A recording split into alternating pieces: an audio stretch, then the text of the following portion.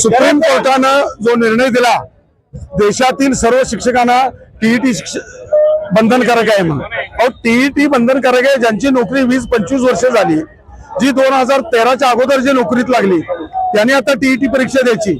म्हणजे तुम्ही शासनानं नेमून दिलेला अभ्यासक्रम पास होऊनच आम्ही डीएड बीएड म्हणून नोकरीत लागलो ना, आणि परत हा आमच्यावरती अविश्वास का? हा अविश्वास फक्त शिक्षकांच्यावरती दाखवताय.